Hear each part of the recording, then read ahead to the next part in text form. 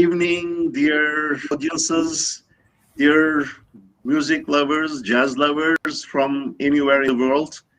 And thanks to the internet and Turquoise that we are going to have this conversation tonight. Jazz is as everybody agrees, jazz is an international or global or universal art form, and it has certain universal and international standards that all the jazz musicians all around the globe are really trying to keep up with that, trying to play the necessary standards that the music requires. But the thing about the jazz musicians since it is an international art form, they are all distributed all over the globe. So it is very likely to have their local influences to the music that they are producing. So tonight we are going to discuss this issue, and we have great musicians on board. And I would like to introduce them briefly before we start our conversation. I will use the first names, alphabetical order. Jari Perkiömäki from Finland. He is a great alto saxophone player. He is the president of Sibelius Academy in Finland. Not only the jazz department, the whole institution itself. He has a lot of projects. He is one of the top musicians, not only in Finland but in all over the world. He has a great vocabulary as far as bebop is concerned. That's my perspective, but also he is open to any kind of music like the free jazz and the ethnic jazz and so on. He is a band leader, and it's great to have him from Helsinki, Finland, Jari Perkiömäki. And you're welcome. We thank you, Jari. And from Istanbul, Turkey, or Ankara, Turkey, we have Kaan Bıyıkoğlu. He is a great piano player. He is an arranger and band leader, and also a composer. He is one of the one of the most demand from the local and international bands. He has studied in Holland, in Rotterdam. He's not only a piano player, but he is a great Hammond organ player as well. So, and he has also a lot of arrangements from the Turkish music to the jazz idiom. So it's great to have him on board tonight. Welcome, Kaan. Thank you very much. And from Germany, we have Michael Schiefel. He is an astonishing musician. It's a very inadequate description that he is a singer only, but I think he's a complete musician. He's a composer, and he's an instant composer at the same time, because he is using those loop machines and creating all the great music that he has in mind. And he has a great interaction with the other musicians as well. Perfect ear, and he's one of the top musicians that I really admire, love to listen to, and love to play with. And all the way from Germany, Michael Schiefel. Thank you, Michael. Thank you so much. Thank you. I appreciate it. Thank you. My name is Önder Focan. I'm a jazz guitar player, composer, and arranger from Istanbul, Turkey. I'm also into some kind of the local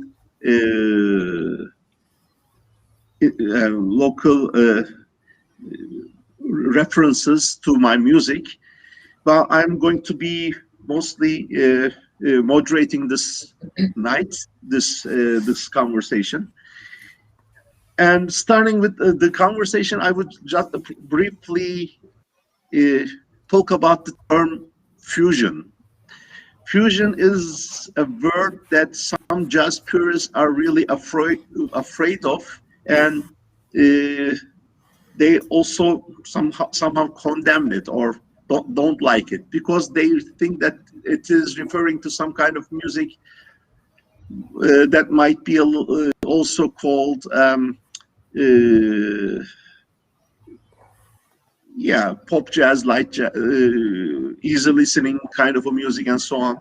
But it is not like that. Fusion is, the word itself describes one or more things fusing each other, getting together, melting in each other.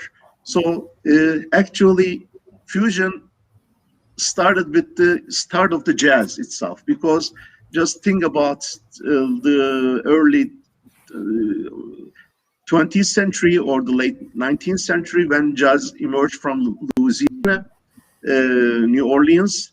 There were African Americans, there were French marching bands, there was the church influence, the gospels and so on. There was the classical, Western classical, European classical music. There was the dance orchestras with the Spanish flavor coming from Mexico and so on. If I'm not missing any other influence, these were the elements that were melted in the pot in New Orleans when jazz has started. And those Creole culture and so on. If one of those cultures were missing, we wouldn't have the music which is called jazz as the starting point. And in the whole history of jazz, the music and the musicians were really inspired by their geography, by their local and this social environment.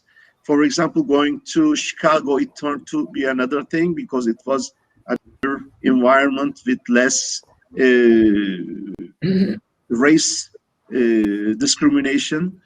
And then later, after many years, if you go to New York during the Second World War, that people started creating the music or the language called bebop in New York.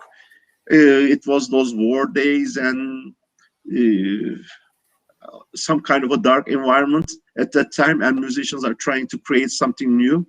And then after the war, Second World War, when people were really having a little bit relief in the West Coast, there was this music called West Coast jazz, and in 80s and 90s, that the fusion or smooth jazz also is popular in West Coast, whereas in Boston and New York, more sophisticated jazz is being performed and created.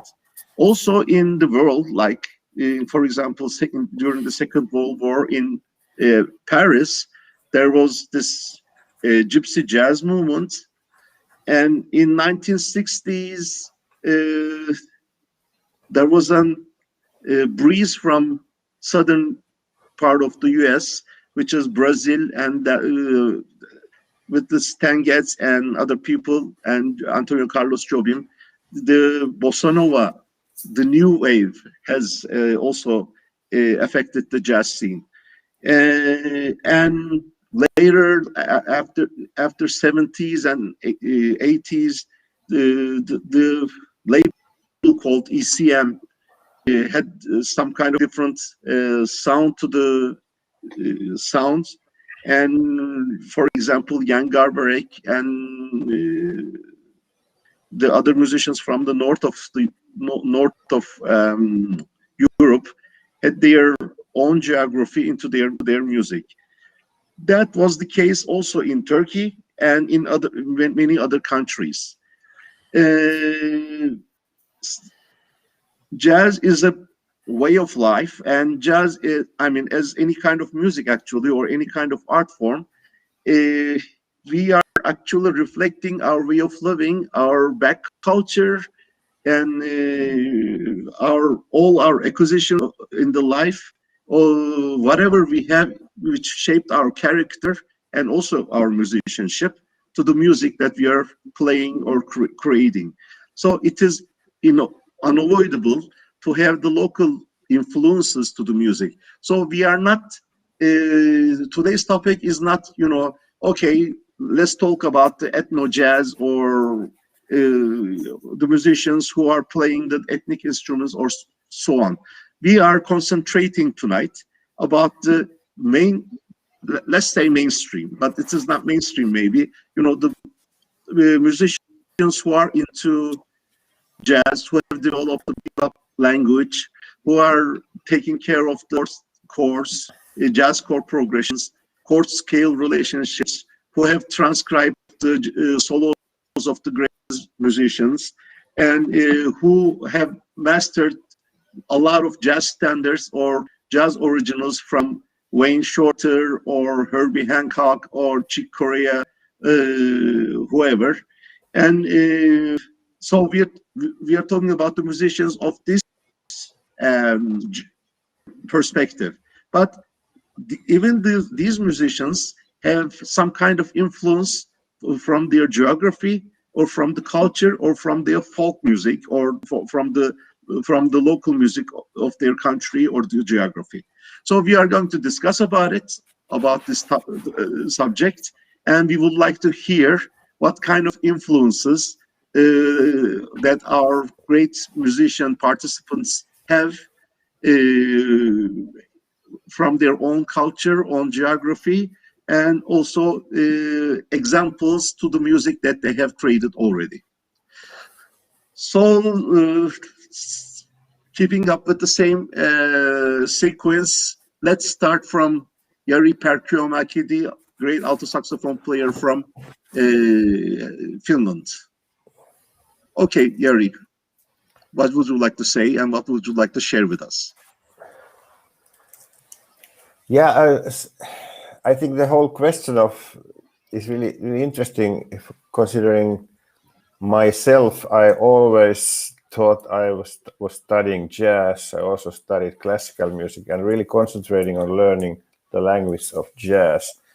So I was never trying to kind of incorporate any kind of Finnish music into it. But as you say, as the topic is, I guess it comes there, even if you don't particularly try it, and only later, maybe in last 20 years, I've been actually using and playing with some ethno music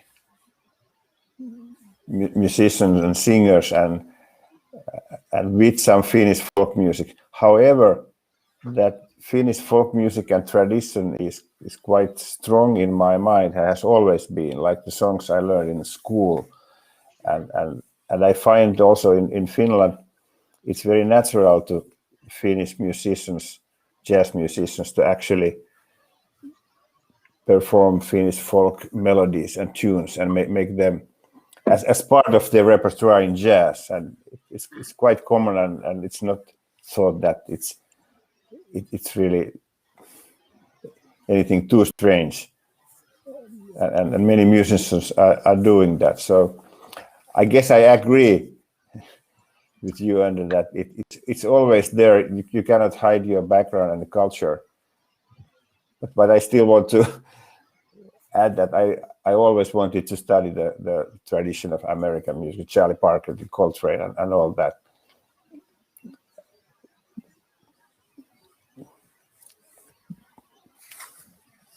Yeah. So So if you are listening to the example now, which I brought to this program, I looking at the history in Finland. I chose this recording by Esa Pethman, who was in the 60s. He was the first musician to make an album of. It's considered the first Finnish album of modern jazz. So it was called the Modern Sound of Finland in 1965. So he's a saxophone player and even more a flute player, and in that album in 65 he was doing all kinds of like modern, maybe more in the 60s tradition of jazz, also using folk melodies. But the example, it's actually the name of the tune is it's a little folk song in Finnish, and the lyrics go that this is just a little folk song and it has no words, and that's how it's usually sung. And he makes a beautiful version on flutes on his album from 1984, which is Esa and Flutes. The whole album he's playing many flutes. So I guess this really captures the Finnish spirit and the Finnish folk melodies tradition.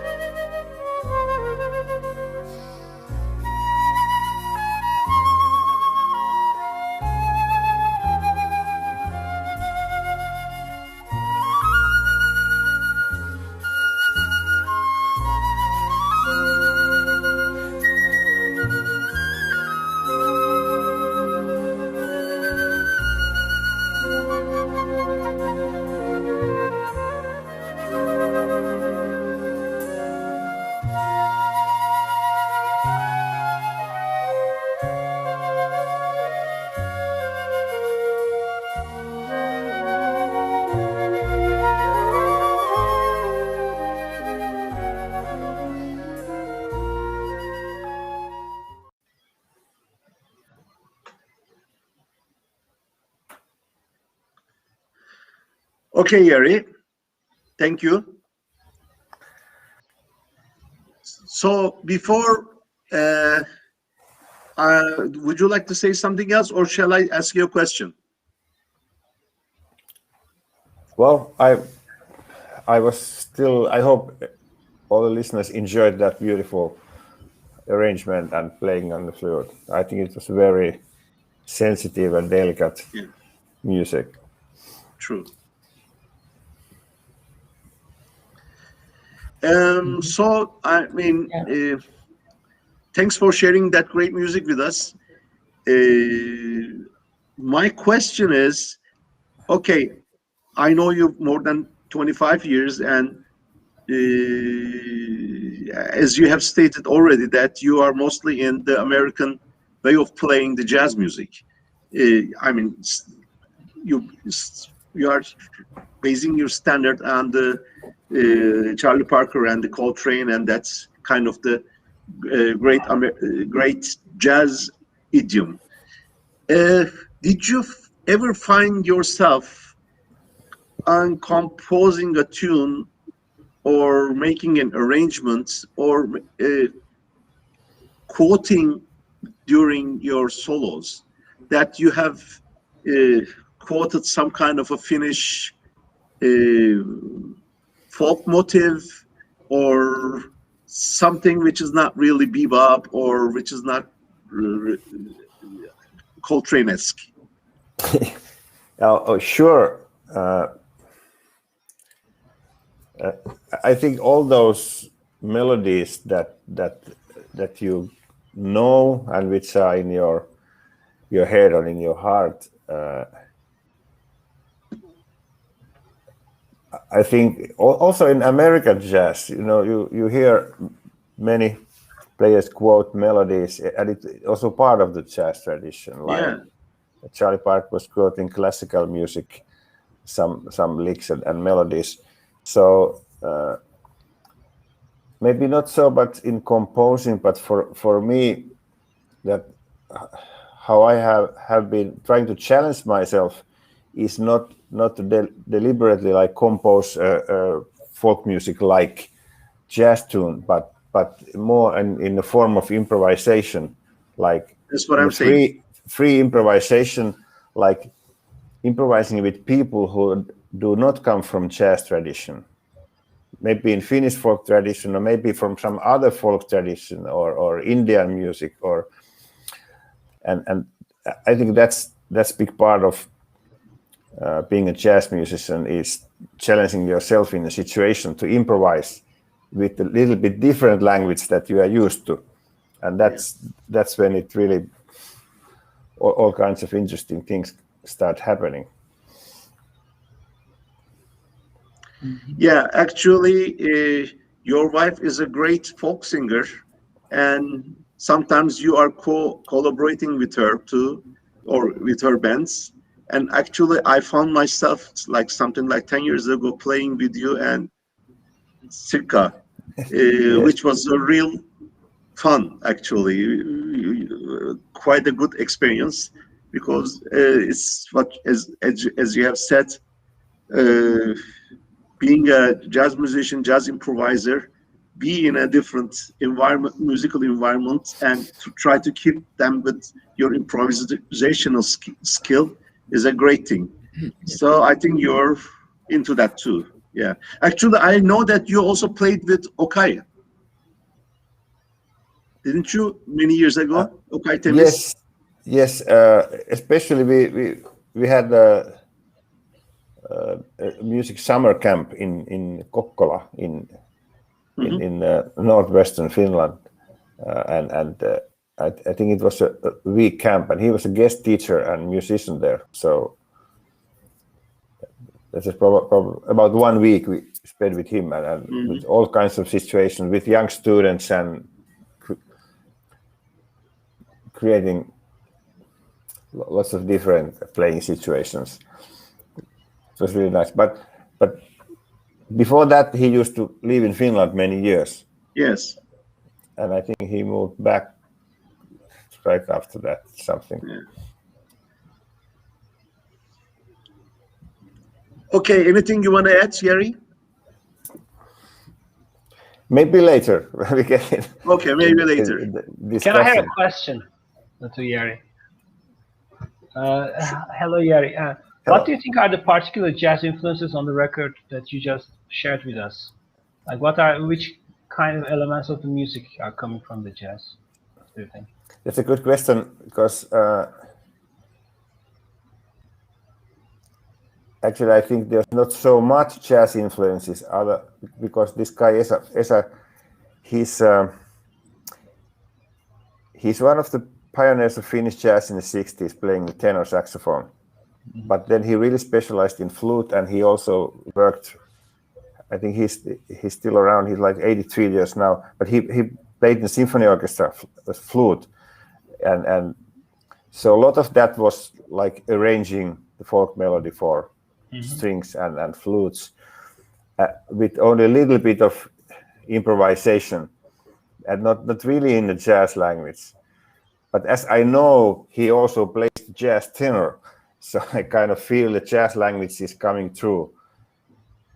When I heard that piece, I was thinking of like this. They hold conference of the birds with like Anthony Braxton and Sam Rivers. Like, probably because that piece also has flutes. I don't know. Maybe that's not, I mean, the other is in regular time signature, and so. But still, and there's this kind of, let's say, counterpoint based on like consonant intervals, like Baroque counterpoint and something like that.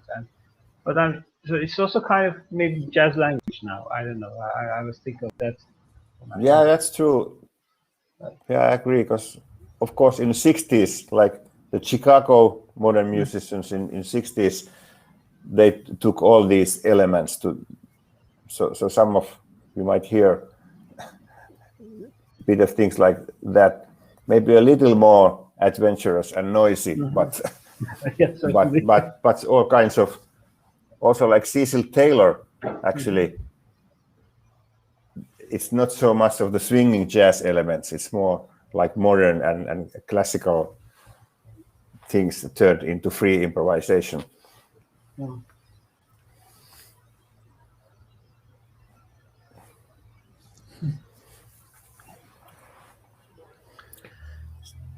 Thank you, Jari.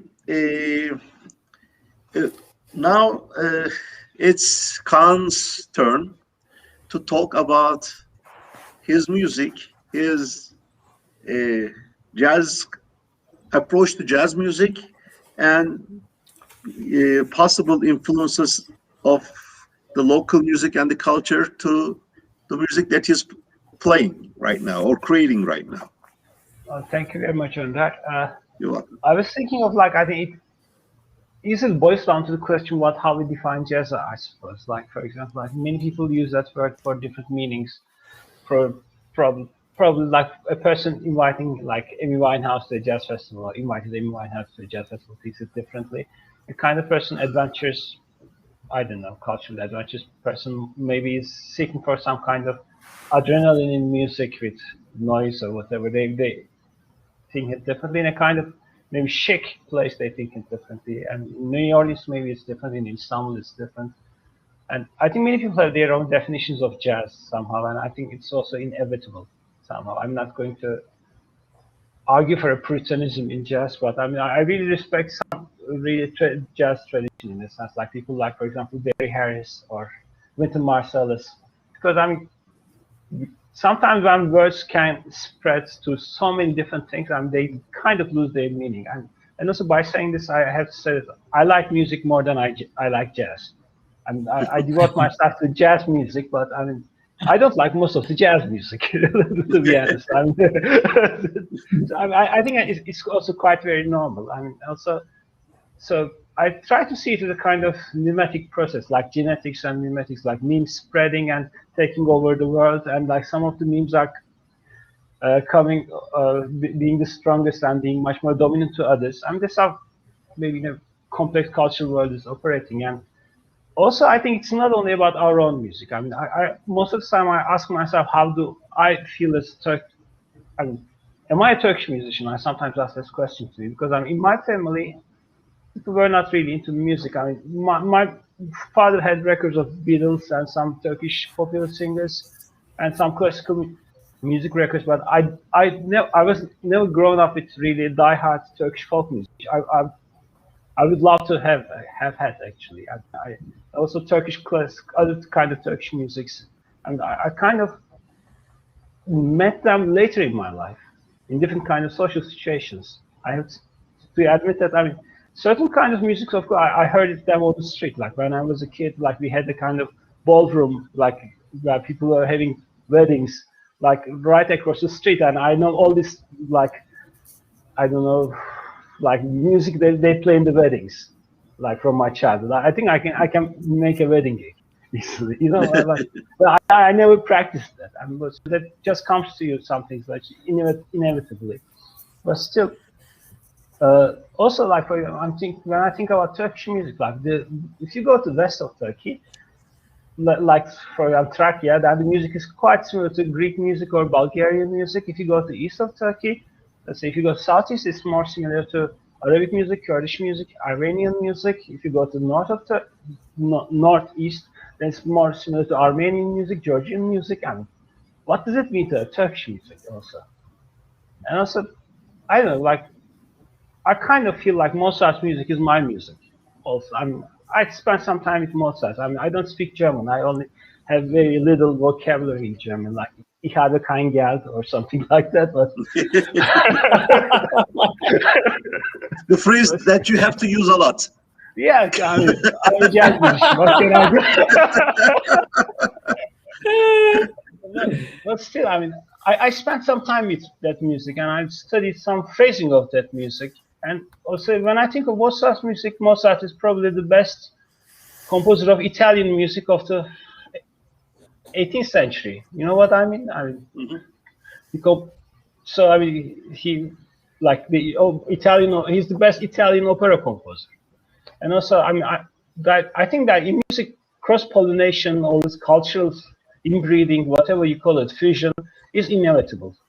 And it's something which makes music really rich. And I really respect someone like Barry Harris, who thinks like Coltrane doesn't know how to play music, for example. In a sense, I believe Barry Harris has the right to say things like that. Coltrane's music is not pretty. Because he's coming from a deep bebop tradition, and he knows his bebop, and when he plays, it's very deep. But he just wants to see certain elements, and it's about how you define things. It doesn't make it good or bad. And also, like the same goes for me to jazz music in a certain sense. I'm not interested in most of jazz music, but I'm not interested in most of music also. So, that's more my conception of it, I think. And also, like, I'm a student of jazz tradition. I mean, also if you ask me to define jazz, I mean somehow a mixture of African rhythmic conception together with European harmony. Or I don't know, maybe it's not only European harmony, also like sub-Saharan African music also has polyphony, and those kind of blues harmonies also in it. I mean, it's a kind of mixed bag of music, but still, even jazz musicians of any time were also interested in other cultures. I mean, like think of Thelonious Monk playing this Japanese folk song,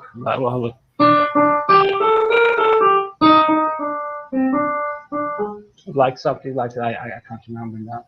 And like I'm thinking of like there are many examples of like jazz musicians also being able to incorporate whatever style of music that they want to incorporate. Like Chick Corea playing flamenco. I don't even like this one. I can't remember one of like the stride piano player. He was playing like Wagner, Tannhäuser Ouverture, like in a really like Harlem Stride style. I mean, it's very normal for any musician who is interested in any kind of music to just go and take it and make something out of it. I think, and also, but we are all like some kind of like we carry like biological genes from our parents and their parents and parents and so on. We also carry many cultural memes. And these are kind of what makes us. And we can consciously choose to learn something, that's one thing, but also what we are not what we consciously choose to be, in a sense. And it's not only about being honest, but also it's about curiosity, I think, to incorporate whatever things that we like. I also like many different kinds of music which doesn't fit into jazz. I mean, I like classical music, I like some Indian music, I strongly like some like polyrhythmic music from Africa. And that's also I like some heavy metal music. I mean, that's quite normal, I think. for anybody living in the 21st century. I mean, there are these kind of influences. And now we can reach any kind of music. I mean, probably the folk musicians of southeast of Turkey could only hear music from Iran, Turkey, Kurdish music, Arabic music, whatever, I mean, you call it. But now we have all the globe in our phones, you know. So what to do? I mean, that's inevitable, I think. Like, I mean, whatever music we make is going to be a fusion. But still, I believe in having a kind of, also, I have to say this, but when we say fusion, sometimes we think of things which are really mixing perfectly, or like a kind of perfect mixture of things. But I think that's also not necessarily the case, or there's not necessarily a requirement for any artistic work, I guess. Like, for example, there's this great Japanese composer named Toru Takemitsu. He has a piece called November Steps for symphony orchestra and some Japanese instruments like biwa and shakuhachi. And he composed this piece to just show how those elements were not mixable. I mean, they play those Japanese instruments and the Western symphony orchestra play in their own world, but the effect is a kind of, it achieves some kind of alienation and whatever you call it. I mean, there's an artistic process. The artistic effect is not different, but for me, I mean, what I like personally is music which doesn't sound like interview music, what Malcolm Miller used to say. Like, for example, sometimes because you hear jazz musicians or any, like, when people apply to festivals and you write all these press releases, but this music has influences from Indian music, this thing, and also I put some hip hop and there's DJ. These kinds of stuff, these sort of things are really cool. I mean, if you are really into it and operating it, but in a way, there's some kind of music which is really hard to talk about and which is extremely beautiful. I'm thinking of like Ben Webster playing a ballad, for example. Not because Ben Webster is pure or something like that, but there's some, like a Chopin mazurka, whatever you call it, there's also some kind of fusion music.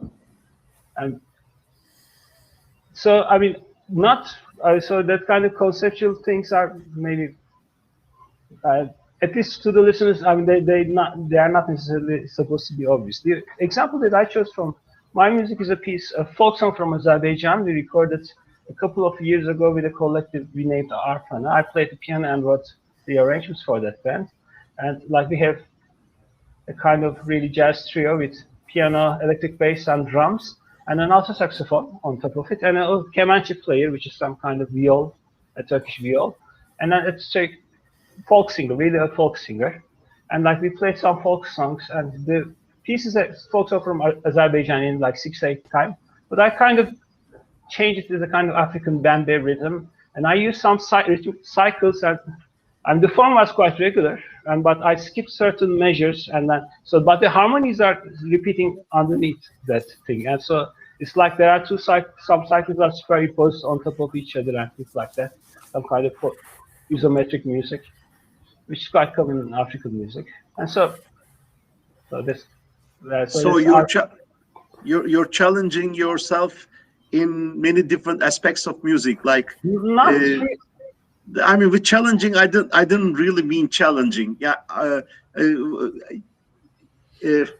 putting your musical intentions or musical feelings in the same pot, maybe. Yes, and also I want to make it kind of sound organic, and this was one of my goals. I mean, because you can always put like different kind of players when it's playing bebop, when it's playing their traditional music. That might be cool, and maybe that's artistically something wanted that can also work. But for me, I'm trying to search for some or make music which sounds organic by itself, and maybe it's not easy to talk about. But there is of course all kind of influences. So. Yeah. So that's quite normal in the 21st century, I guess. Yeah, true. Okay, so our geography or local is the globe itself now in 21st century. Yeah. That's how I feel it. Thank you for your contribution, and let's hear your great music right now. Thank you.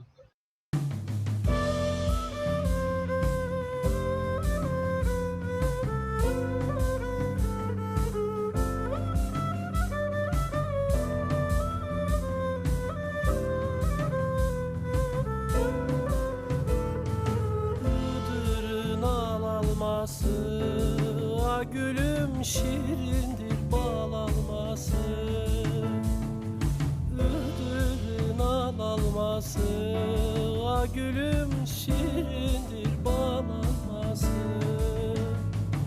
yarın gelene kalıp yaramın salması. Sevrem, sevrem yar, seni men yar, sevrem yar, yar. Ay balam ay, sevrem yar, seni men yar, sevrem yar, yar.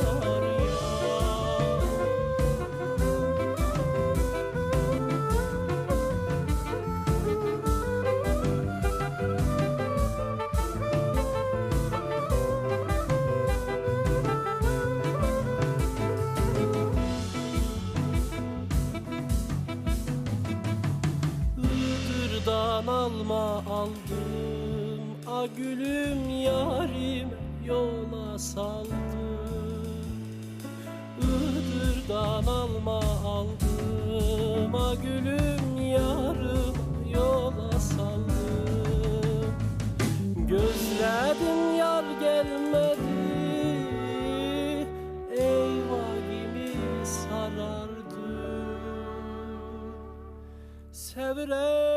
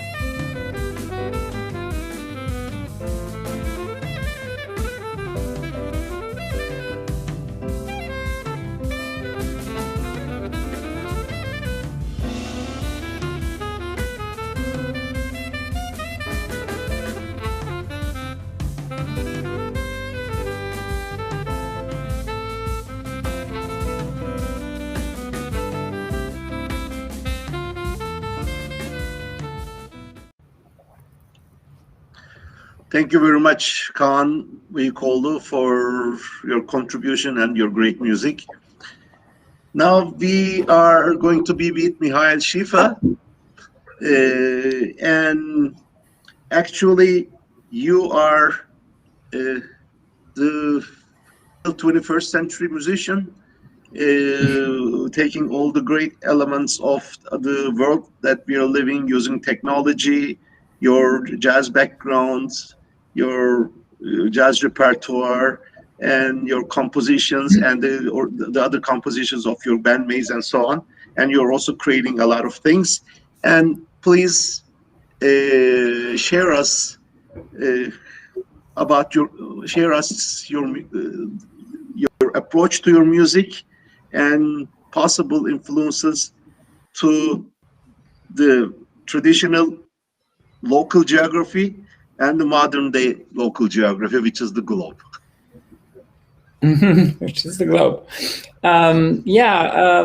When I was a child, I was surrounded by music because my mother is a pianist, but she's a classical musician. So there was really no jazz music in the house at all. And even pop music was very rare because we never really played the radio the way other people do in the background.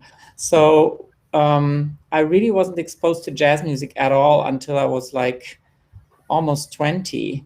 And I had a very naive approach to it. I think I just liked imitating whatever I heard around me, and I liked improvising. And I had the feeling that that's happening in jazz. So I was intrigued by jazz music. But I wasn't really aware. From nowadays perspective, I think it was kind of a naive way of looking at jazz music, aware of any of the implications or music might have happened and what the people who played jazz back then might have wanted from it or why they did that. So I can kind of relate to what Kaan said about his attitude toward jazz or music in general, because I always had that attitude too. I just came into the world and I listened to music and I heard music of all kinds and I just imitated it and started mixing it, like stirring a new stew of music out of that. And I wasn't really aware that that might be an unusual thing. And only later did I notice that most people don't seem to do that. Most people follow certain paths and traditions and honor certain heritage and all that kind of stuff. And I kind of didn't do that. Yeah, and I think that's how my music came to pass. And that's why I'm not really sure if I am a jazz musician. I mean, I sure listened to a lot of jazz over the years and I love listening to jazz, but I came to the conclusion that maybe my link to jazz and to music at all is really improvisation. Because what I really like about music is expressing myself in the moment, coming up with stuff on the spot, on the stage, especially live, much rather than in the studio. And I think that that's why I like jazz. I like jazz because people improvise there. And yeah, that seems to be my main concern. And about German culture and how it relates to all that and how I kind of combined it with jazz music, I think, well, first of all, since I'm German and I listened to German music when I was a child, there was always an element of German music there. I would even say that there was always an element of Turkish music too, because since I went to Berlin when I was 20, I heard a lot of Turkish music on the streets, actually, because there is a lot of music around there from Turkey. I didn't really carefully listen to that Turkish music, just heard it on the side, but I think it influenced me too. And for German culture, I think it was more the lyrics that I was interested in, and the fact that music has a very different feel, at least for me, it has a very different feel to it the moment I switch the language. When I sing English lyrics, it has this international aura. Then the music could be from anywhere. It's not really clear. It's quite international. And the moment I sing in German, it becomes very clear where that music is from. It's kind of German music all of a sudden because the lyrics are German. And I was always intrigued by that and interested in it. And I found when I started writing my own lyrics, I found it very hard to write German lyrics that I really like and can relate to, because it was a very different thing. I felt like it's easier to write English lyrics, and that's kind of absurd since I'm not a native English speaker. So at some point, and I wrote lyrics about that. So there is a song that's called Deutsch, which means German. And in that text, in those lyrics, I speak about how hard it is to write lyrics in German and how different it sounds from English lyrics. So I kind of brought that recording. I recorded it with a tentet, with a 10-people band called Terrichens Tentet. And maybe we could listen to that recording where I sing German lyrics. Wenn ich Deutsch sing, find ich's komisch. Fühl ich mich gleich so teutonisch. Kommt so hart und so präzise. Denk ich gleich an Hans und Lise. Das wirkt alles gleich so wichtig.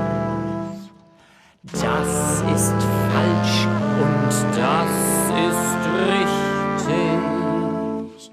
Dabei fühle ich mich so nichtig.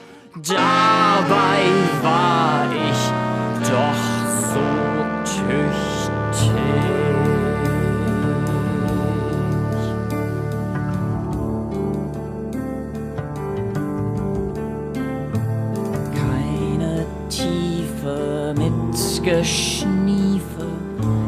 keine Lache mit Gekrache. Lieber werd ich ganz ironisch, lieber werd ich melancholisch.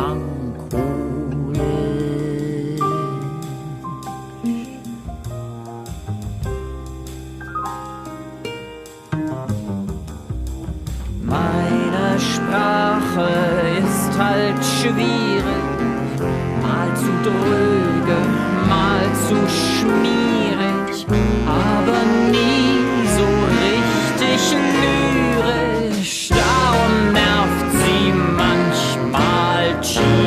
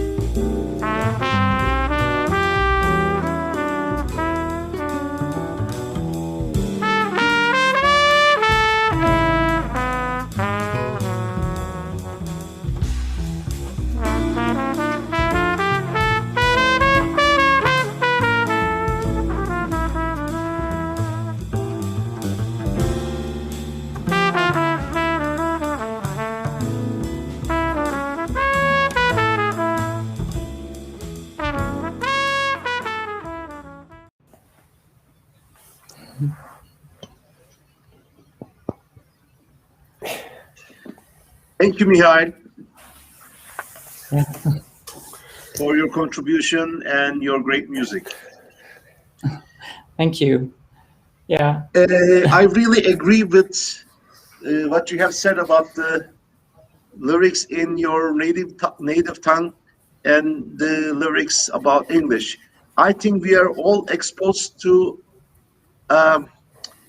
a music. I mean, maybe 90% of the music that we are exposed to are in English language. So I think it fits to a certain formula, at least in our brains, that anything goes well, or anything fits well, or we have the formula, or we have the not the formula, but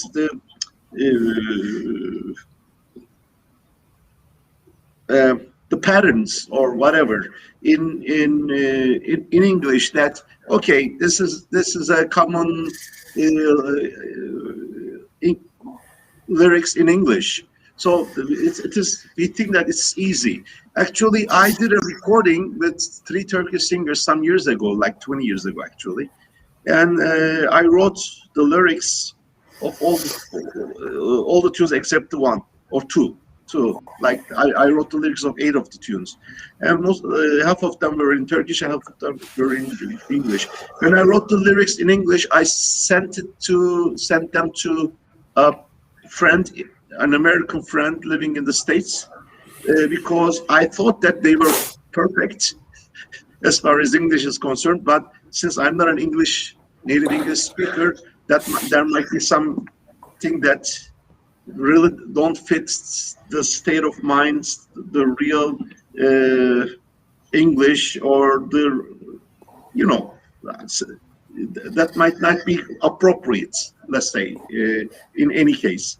So I just make them to check about it. But I mean, normally when you're writing something, it sounds like that writing lyrics in English might be easier than your native language. This I agree. And I also would like to agree with what Kaan said about the Turkish music, because if you look at the map of Turkey is in the crossroads for centuries of different cultures, tribes, empires, or whatever. So just it's like in the crossroads of everything. So this is one of the problems of being a Turkish citizen or living in Turkey, but also one of the good things of living in Turkey, because you have the best food of Greek people, best food of Armenian people, best food of Arabic people. You just call it Turkish culinary, and great varieties of things, great varieties of food products, and so on. This is the same as far as the music is concerned.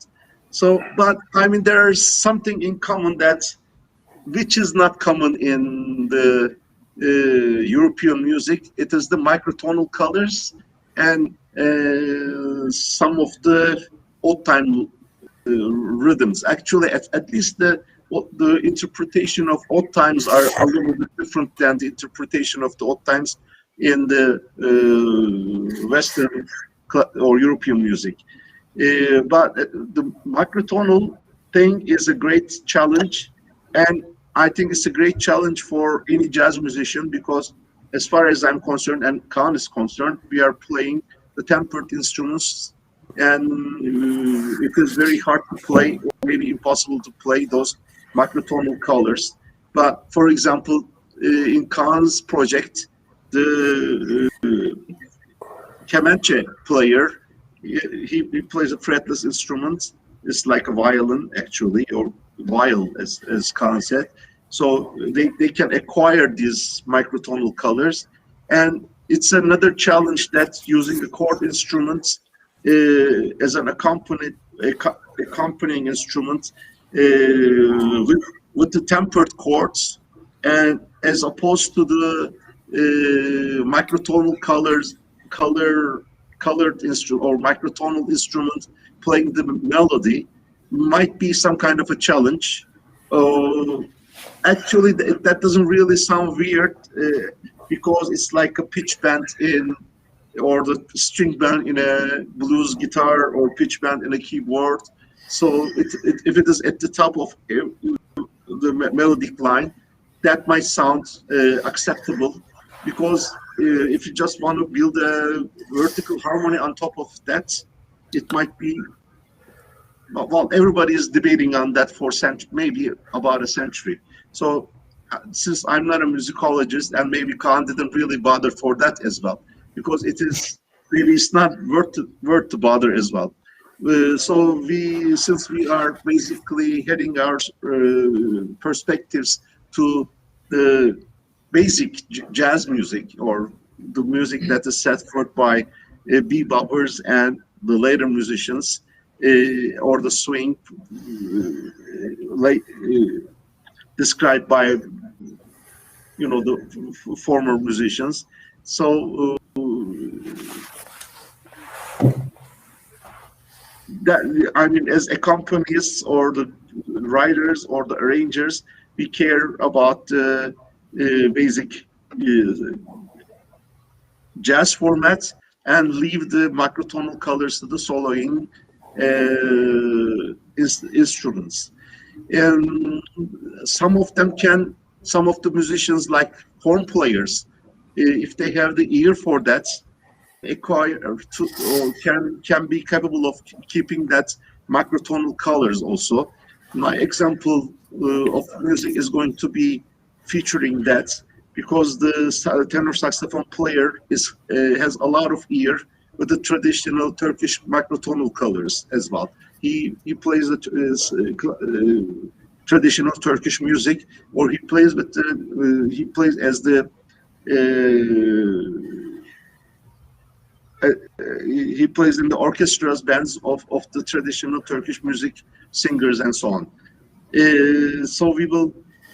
That's the tune that I would like to share with you is going to be using this kind of a concept. The composer and the tenor player has a lot of microtonal approaches, and he is also into the Coltrane kind of a tenor saxophone approach, and not the Coltrane, but also Michael Brecker. Michael Brecker is their idol, actually, the young saxophonist's idol. And the tune is called Türk Caz Musikisi, which is, musiki is a term used in Old Turkish for music. It's from Arabic for music, actually. Sorry? It's Arabic for music, and it was the old Turkish word. Oh yeah, the Arabic word for music. Yeah, So true. like İlham İmamoğlu was saying that we dropped the term musiki and from Arabic and took the French word music and like to make it Turkish. Turkish, yeah. So, which is actually Turkey. Arabic term and taking the French word. Yeah. Yeah, this is Turkey. You know. I mean, you all Mihail was in Turkey and Jari was in Turkey. So there is Arabic, there is French, there is the whole world in Istanbul. So I think we would like to. It would be great to hear Türk jazz music from Anıl Şeller right now.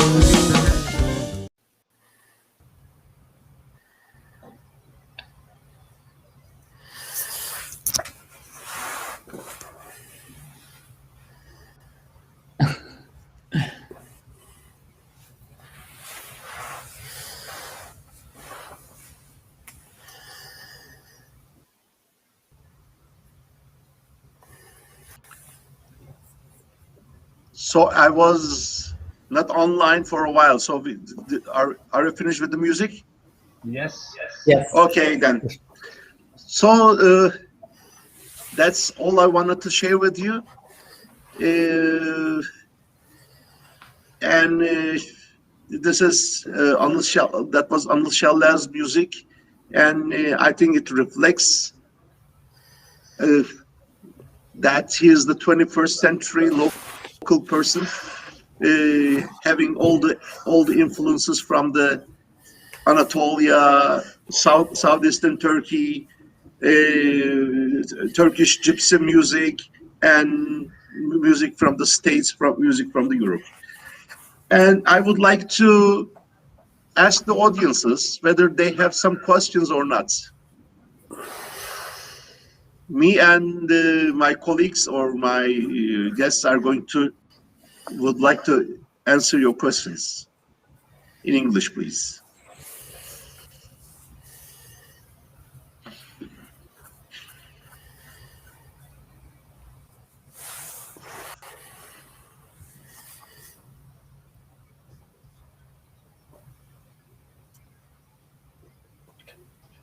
We were also going to talk about the political implications of jazz music, I remember.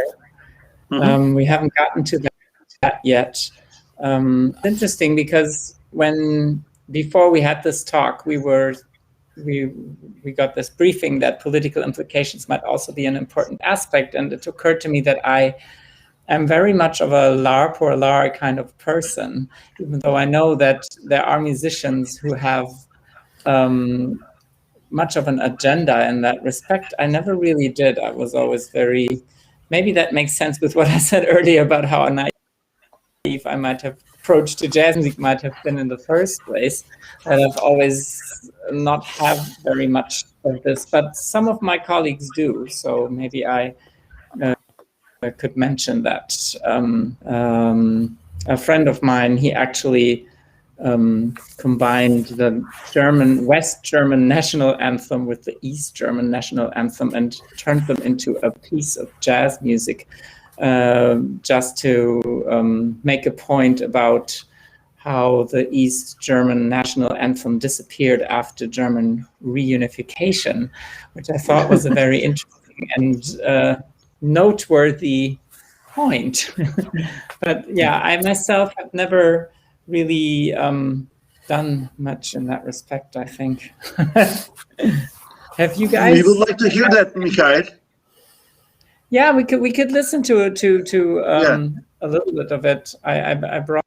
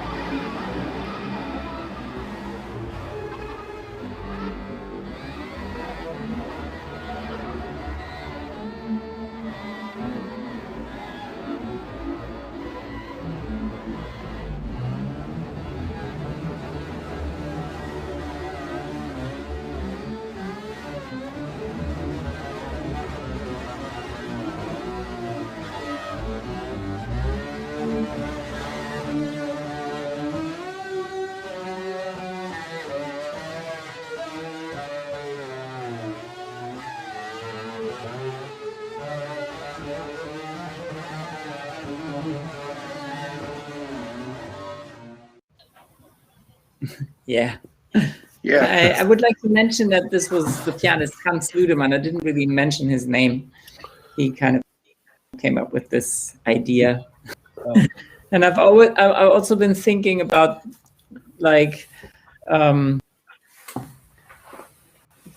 different countries into a new music is of course always somewhat political. I mean, taking music from cultures from all over the world and mixing them into a new piece of music in a way that is a political statement, of course.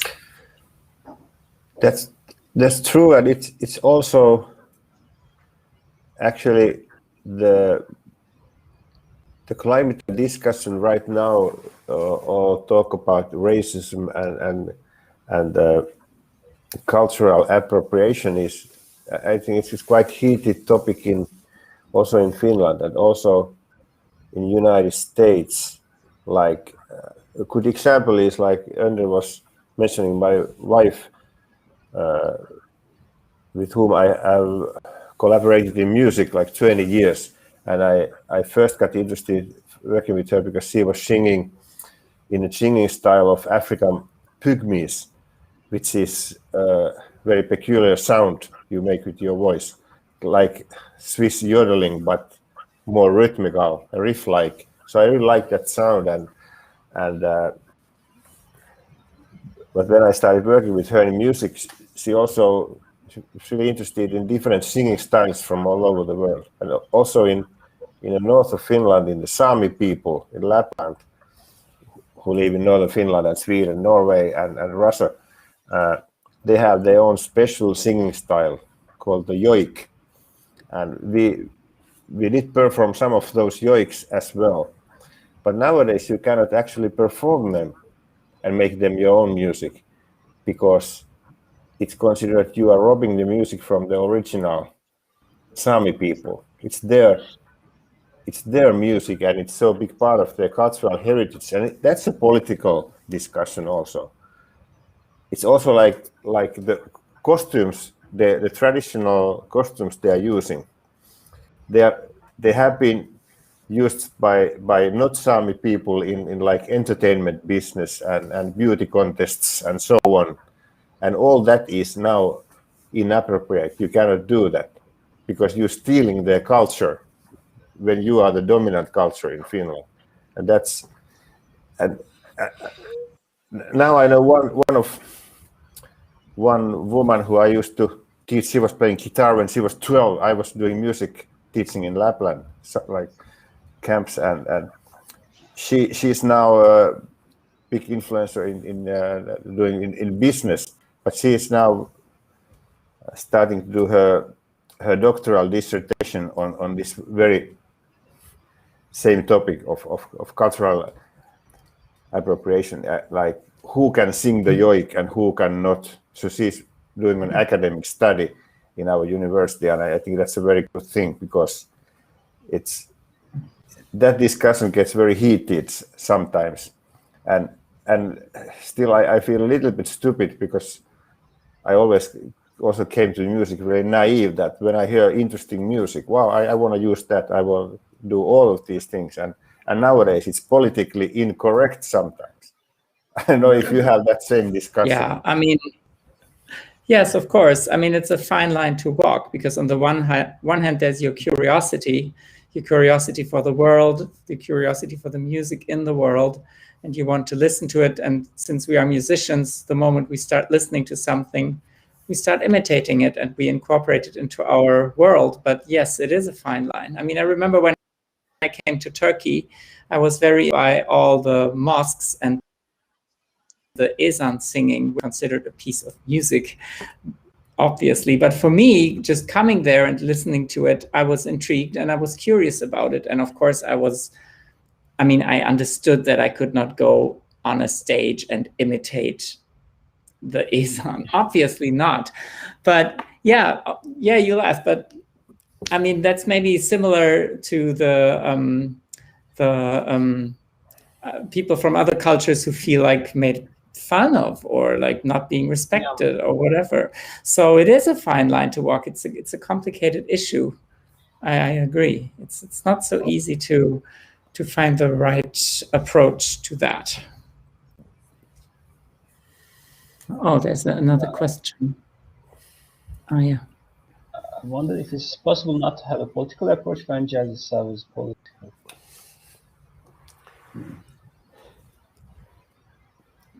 Actually, I think like with a person might be political, and I always respect a person who is supporting like a politics of a community and like just not using politics for his or her own self, but also for a general community. And I really respect political artists. But I think on the other hand, I don't know what does it mean to be music being political, because I have the feeling that politics is one way of using music. I mean, you can make political music, but I mean, maybe people don't get it. I mean, and also like maybe I'm not supposed to say it, but like for example, some propaganda songs from different opposite direction of political camps may even have the same kind of music, like they all make marching band music or something like that. I mean, I don't know if jazz is also. Jazz might be political in the sense that I was thinking of the example that Önder gave. The saxophone player is using a Turkish music, but it's kind of not artistically considered high art Turkish music. In kind of, I would say, it's Turkish music of the street, like Turkish music of the. I mean, coming from like more like city music, but I mean, it's not really high art Turkish music, and he's kind of using that.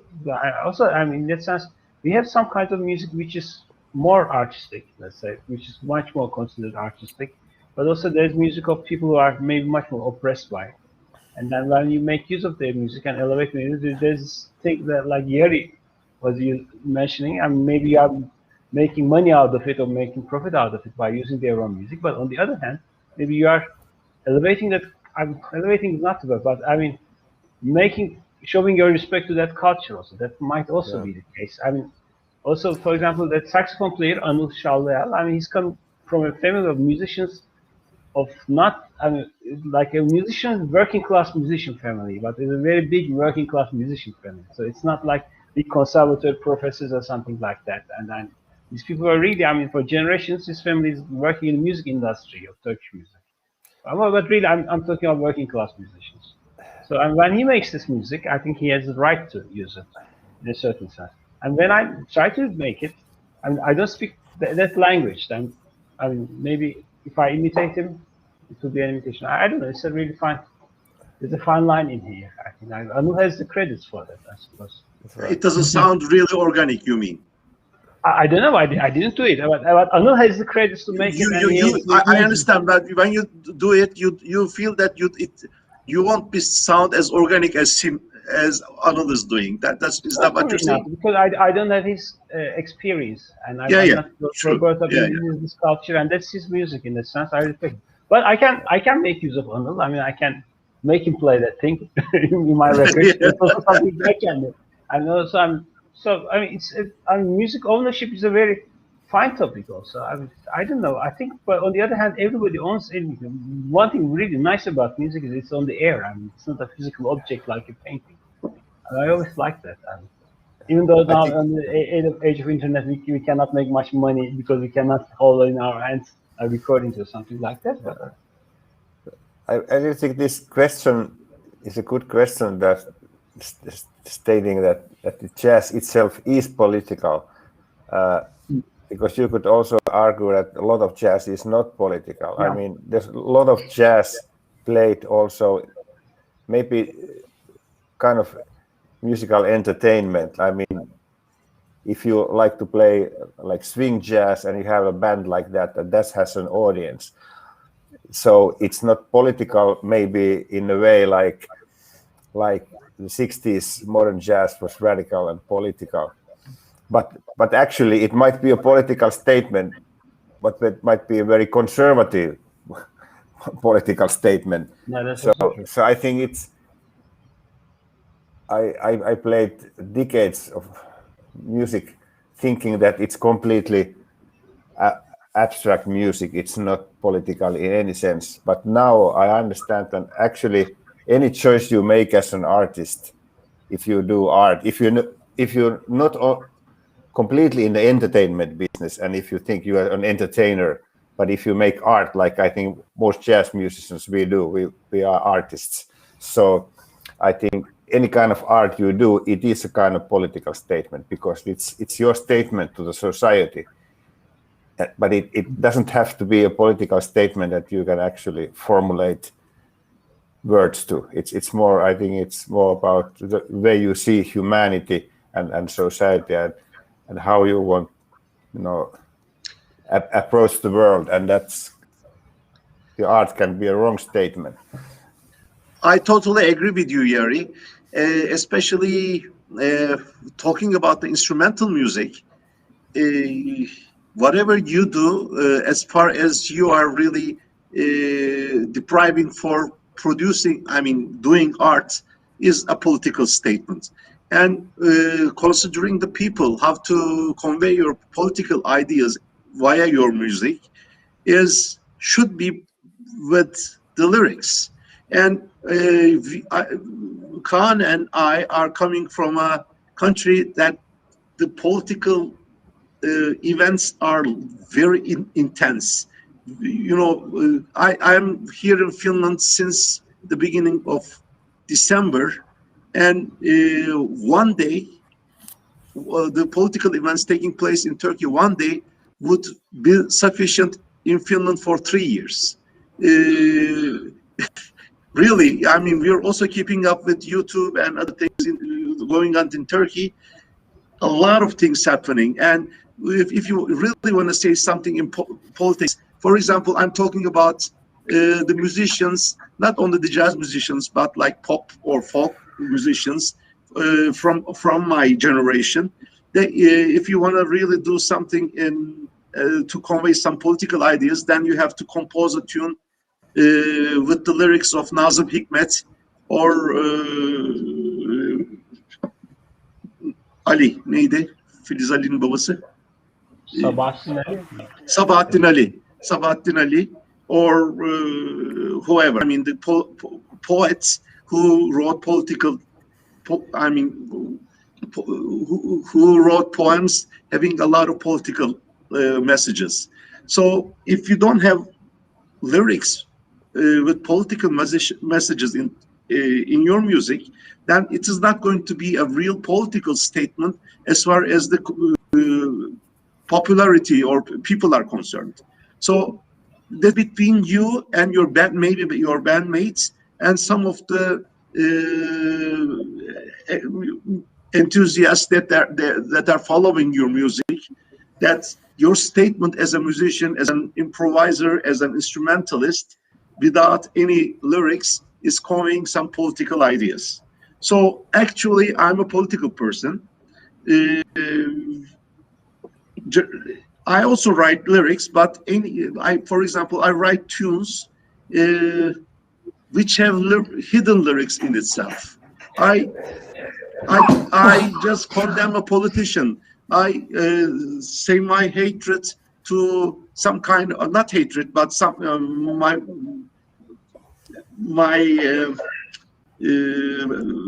I don't really agree with what is going on, which I think it's inhuman or whatever.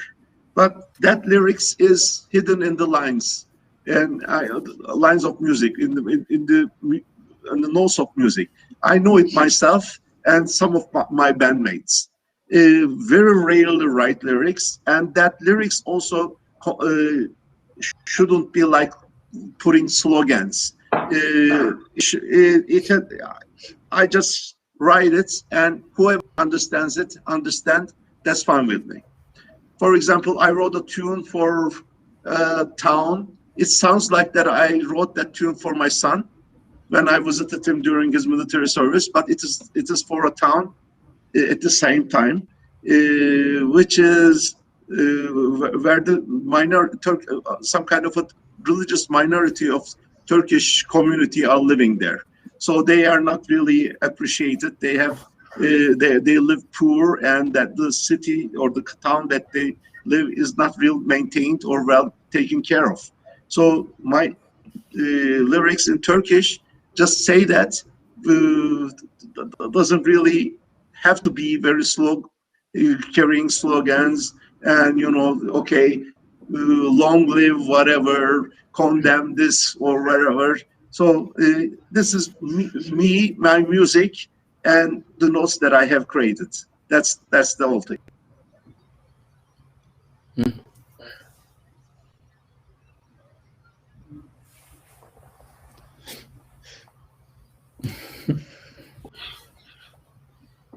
I think there are some comments here, or questions. Yeah, that's actually an interesting question. I think there is probably a temptation when you have a certain, like, if you have some part of your identity that makes you special in some way, like being from a certain country, or even a pianist, a friend of mine, she's a woman, and she founded a band that was just women in the band. That would also be like a good example. Does that make festivals once because of that? Because it sticks out and it's easy to sell, to say, hey, here's this Turkish band and they're playing Turkish traditional music in jazz, and then everybody goes and wants to hear that. So I think it's a pretty good question. Did you guys ever have that happen? Yes. When I was, please. No, okay, go ahead. No, you please. Please. Okay, well, when I was. I have a project called Swing Alaturk. We employ one ney player, and with that band we traveled a lot, from Kazakhstan to Paris, wherever, because the music is a Turkish music, and our arrangements to some kind of a swinging bebop jazz, but the solos or the melodies by this Sufi instrument ney. So we had a lot of invitations from many countries. So that's what you have said. And I remember that we didn't even employ that Turkish instruments. We played some concerts in Australia, and I had CDs with me. And when the concert and that we sold the CDs, that we have incorporated the Turkish tunes, and we ran out of them. And one audience came and said, I would like to have a CD. I don't have the CD of the Turkish, the music with the Turkish arrangements, but I have this CD. No, I want to have the Turkish jazz CD. So he didn't, or she didn't buy it. So these are the experiences that I had. That's one positive part of it. There are some negative parts of being a Turkish musician, and I mean, since I'm Turkish, so if you have some kind of a national identity and you go to different parts of the world, the way they perceive you is depending on their national or historical perspective.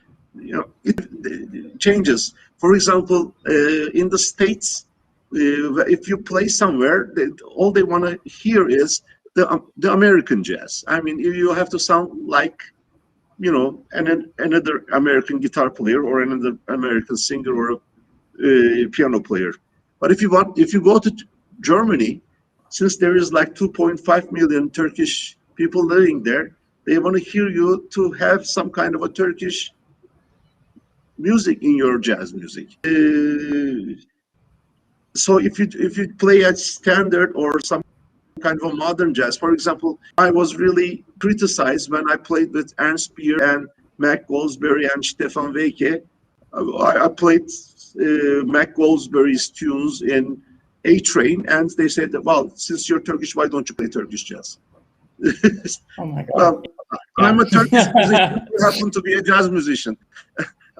So, so I think it changes from one country to another. It's in Germany, since there are a lot of Turkish people there, and there is the German people have some kind of idea of how a Turkish person is. For example, possibly you might know Wolfgang Rogenkamp, the Hammond player and also a drummer. Now he's living around Bremen. And I played with him in Frankfurt, I went to play. I went to the club that we are going to play there, and when I entered there, I was the first one in the band who entered that night. And the owner of the club said, "But who are you?" I'm the guitar player of the night. "No, you're not playing tonight. A Turkish guitar player is going to play tonight." Well, I said, "I'm the Turkish guitar player." So he had some kind of conception about a Turkish guitar player. You never see that in the States because they don't have any idea about Turkish people. I think that's the reason. I mean, since we have a lot of Turkish people in Germany, it is some kind of a challenge there. So either you have to play like Turk, or you don't have to play anything else. I mean, it's from the Turkish side and from the German side. That's my personal experience in Germany. Yes, Kaan. I also have similar experiences. I mean, I was not, I cannot add anything to this. I mean, also like sometimes in Holland, like when also I heard from people, "Hey, you are Turkish. Why don't you play Turkish music? Or why don't you incorporate some Turkish music in your jazz?" And sometimes those people were not really harassing. I mean, they were just making really naive and good suggestions. Like some of my friends, I was saying, "No, I'm not going to play this music. I'm a jazz player." I had this kind of attitude. Of course, this is also kind of wrong in a certain sense, I have to say. But also, those kind of preconceptions can be sometimes good and sometimes bad.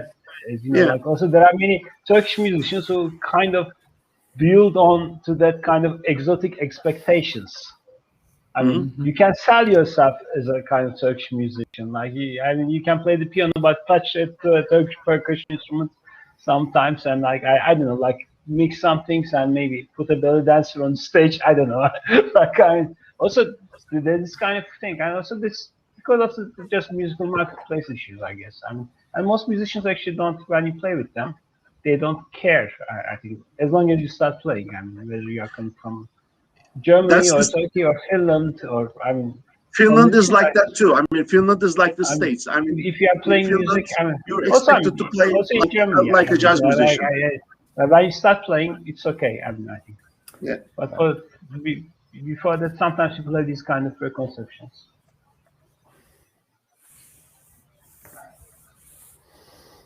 Oh, the question about the future. It makes me also think about electronic music because we haven't talked about that aspect yet. I think there's going to be more sound-oriented stuff happening in the future, and sound also in my world means electronic experiments, but not only. Just I think maybe in the future there will be more of that happening. What do you guys think? I think there's going to be like two things I can foresee. Like one is just going to turn into a repertoire music. Maybe already has turned into kind of repertoire music like classical music. I mean, right? Let's say, for example, Western classical music mainly. I mean, of course, people are composing in the conservatories, new music is made, but most music is starting from 1700 to maybe 1945.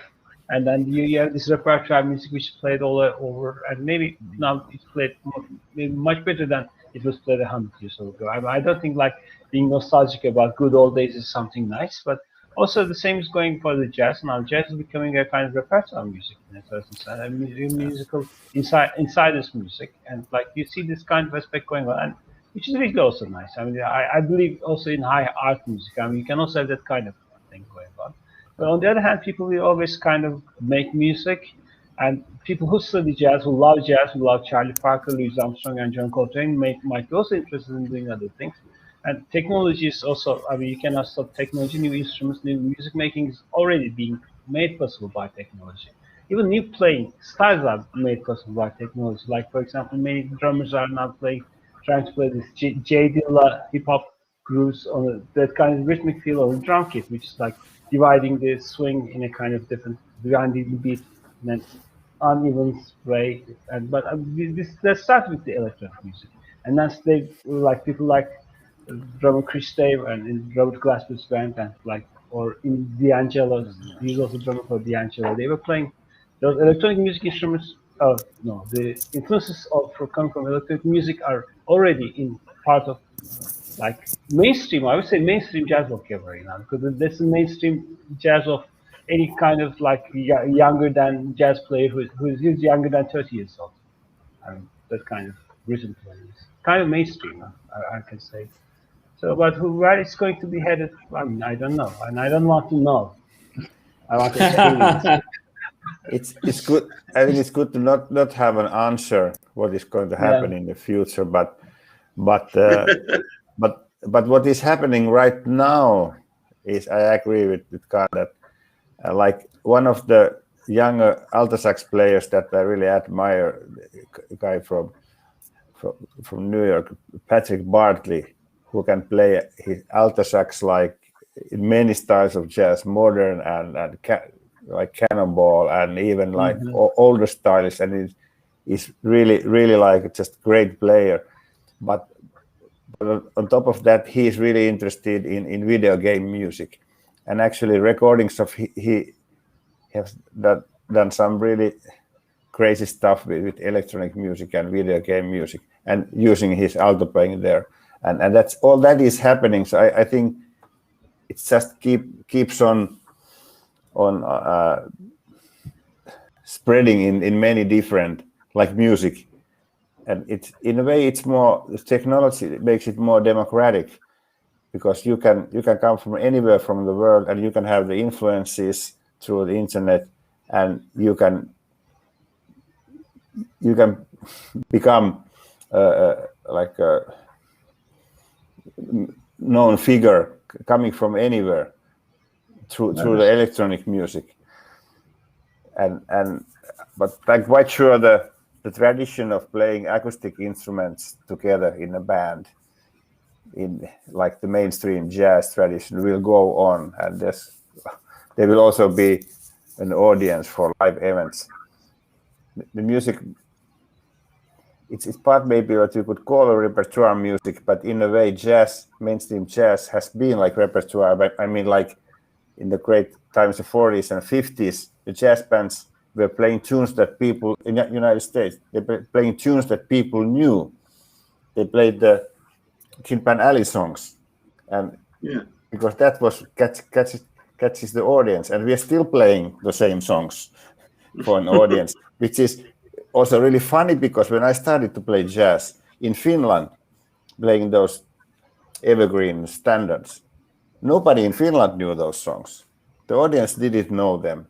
So actually it was no good playing those tunes to catch an audience, because but all that is, of course, it's more spread now even in Finland. Starting from this point, actually, the tunes that we call jazz standards are basically the popular tunes that the American youngsters or American public knew from the popular music scenes of any kind. So that was those tunes were played to catch the audience with the American musicians, as you have stated, Jari. So we also recognize that, for example, playing All of Me didn't really mean anything to the Turkish audience, because why do I have to play All of Me? Because we played that a million times, and it's something like a bubble gum. So, but it didn't really mean that much to the audience. So that's the reason that I did a recording called Standard Alaturk in 2001. We recorded that in Helsinki with Mika Mülleri and Mikko Helave and a trio of Turkish musicians. We just took Turkish popular tunes, arranged them because they were the tunes that the Turkish audience knew. We assumed that like that. And we arranged them and treated them like jazz standards with the chord changes, and the blowings the improvisations were over the chorus of the tune. And so we treated them as jazz standards. That's the reason that we called the album Standard Alaturk. Still, the people in Turkey really do not have any idea about Autumn Leaves or All the Things You Are or whatever. anything you play is a jazz original for most of the, like 90% of the audience. When I first entered my first jam session as a young guitar player in Turkey, we started playing Bye Bye Blackbird, and the full audience in the place were singing with the real lyrics of Bye Bye Blackbird at that time. All the Turkish people. Now we don't have this kind of audience anymore. Also, I would say there's a problem of vocabulary when you play. Like it's, I don't know if you have this or that. Like if you arrange a Turkish tune, or if you use like melodies with Turkish phrases, musical phrases. Also, maybe, I think it's also when you try to improvise bebop on a rock tune, like the harmonic structure sometimes asks you to not use I wouldn't say not use the regular or Charlie Parker language, or maybe that kind of things. Like certain musical styles also, or harmonic structures are also incorporated in this mainstream jazz. But when you use this thing, and also in the history of jazz, like many great improvisers came up with different ways of playing on different kinds of harmonies and different kind of structures also. I think there's also a problem of vocabulary. There's one reason maybe we are still playing that repertoire. Actually, for example, we had the tune called Yıldızların Altında. So when we start playing that tune, people started singing with us, but we didn't play as they were expecting that to be. Yeah. So they gave up singing in the middle of the tune, and of course not to mention the improvisations also. But still, this is some kind of a hook, or maybe it's not a good word to say, but some kind of appealing motive to catch the audience in a way. So you still play over the chord changes. You still rely on the structure of the tune. You play with your bandmates. You interplay. You go out of the melodies, or you go out of the harmony. You do whatever you want as a jazz musician, but still, like at least for the 3 bars, 4 bars, that might be some kind of a thing that they know the tune already. Yeah, but your phrasing in those kind of things, playing is a little bit different than when you phrase. Yeah. But also, yes, that's why they gave up singing after the 4th bar. Yeah. And sometimes, I'm thinking of one Lee Morgan record. I don't know, was it Delightfully?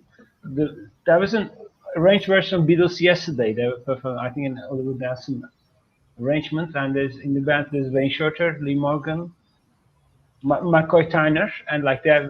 Beatles is that Yesterday is a weird tune. Like the A part is 7 bars, and the harmonies are not typical jazz harmonies in the sense that the cadence is not 2-5-1, it's like 4-1, typical rock cadence. And then the way Lee Morgan and McCoy is playing on these harmonies are a little bit, I don't know. I mean, of course they are great players. I'm not criticizing them, but they are using their typical vocabulary. And then they sure to play some kind of really surreal stuff on top of it, like around the melody. And so when you hear it, it's like, oh, there's something different. And sometimes on this kind of, I find myself like when I try to play like regular jazz on kind of Turkish song arrangement, I kind of want to find a way to play it. I don't know. So, and there's the thing about like but still, I think I'm studying like bebop language, and it's part of my daily bread, I would say. But still, I mean, eventually different kind of musical settings force us to use different musical thinking or tools, whatever. But still, if you play all the CPR, that's why I was using it as a kind of repertoire music. Because also there's also the repertoire of all these improvisational melodic material and things like that. Sorry, I couldn't get your last sentence. Because I mean, when I was thinking of the jazz repertoire, it's not only tunes, but also this improvisational, like melodic licks, whatever you call it, like the phrases bebop phrases and that kind of approaches. But sometimes you have different harmonic structures and things like that, and then you have to find a way of sometimes using those things, sometimes not those things. And especially when we are making use of music, using different kind of cultural backgrounds. And like, for example, if you have a chord progression like a Bartok folk song arrangement, like if you play bebop on it, and I mean you can play bebop on it, of course. And when someone can find a way to play very good bebop on it, but I mean, still, those kind of things also asks us to be much more inventive or creative. So improvisational wise, also not compositional wise. Yeah, if you are really stuck into something extraordinary, then just play a blues lick on top of it. Yeah, well, that's always works. That will work. That always works. Yeah.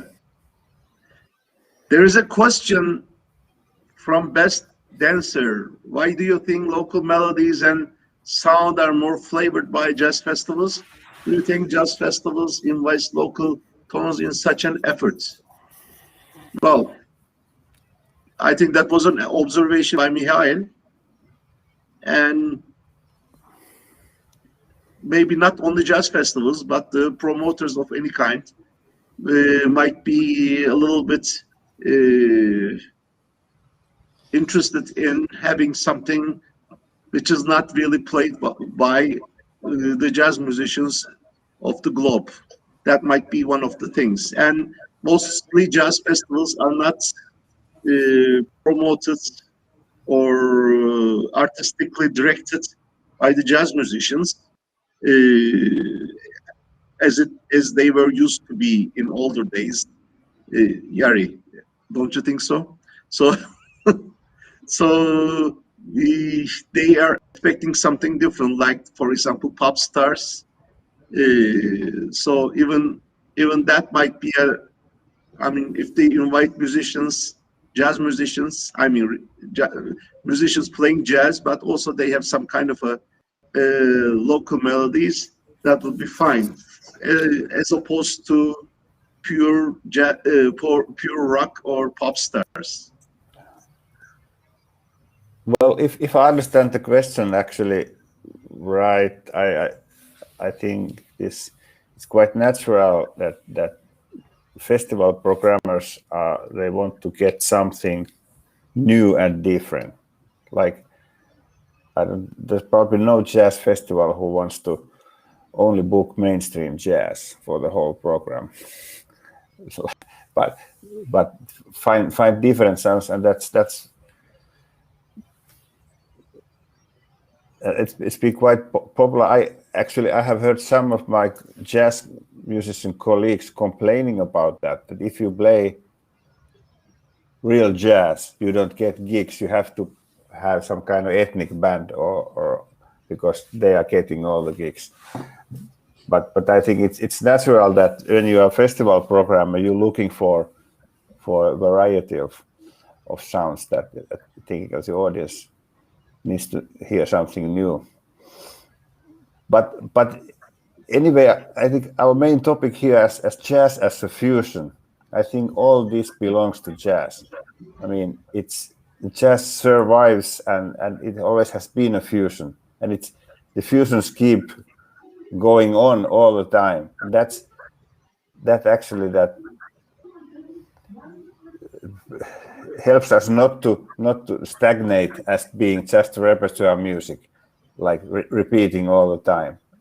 And because we have the element of improvisation, and actually also musicians are composing and arranging all the time as well, so there's a natural urge to find new elements and combine them differently. And sometimes it might sound too far from jazz for some people, but still that's what keeps the music alive, I think.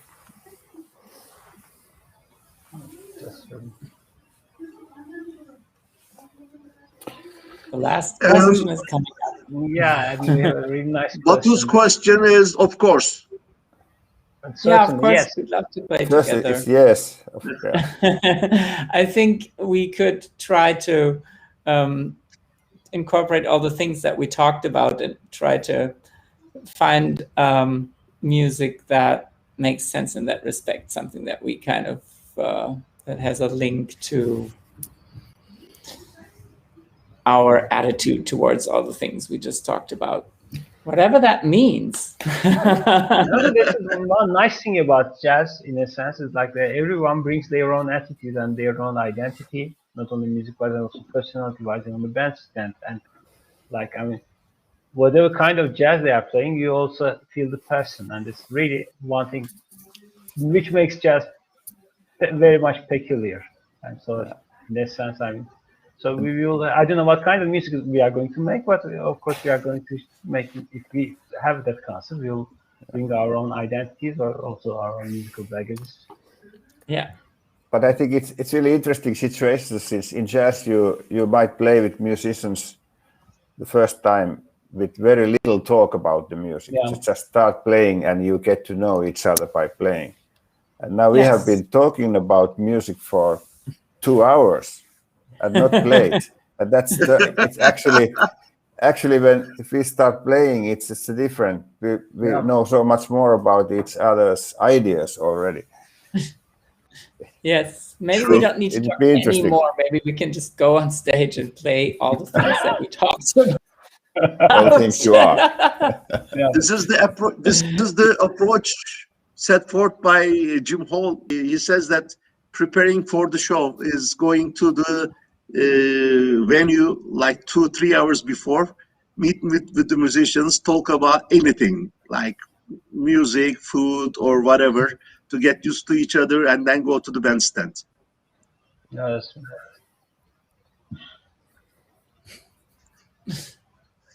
Oh, that's like a provocative statement here.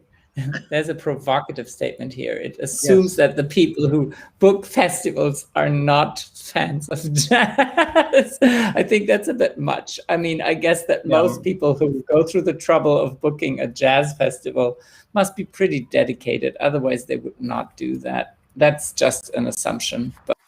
But I imagine that someone would do. Like, I mean, investment than a jazz club. I think this for sure. And there is definitely people who has much more to say about it. I mean, if you are running a jazz club, already you are a crazy person. I think that's for sure. I mean, Önder is an extreme case because he even plays in his club all the time, and I don't think most club owners play in their club all the time. I don't play all the time. I play once in a while. Well, I mean regularly, but all the time. I mean regularly. You are. I mean, it's part of your whole concept that you also play yourself. That's what I mean. Yeah, it's great. Yeah. Yeah. Yes. Well, then it seems like we got a gig.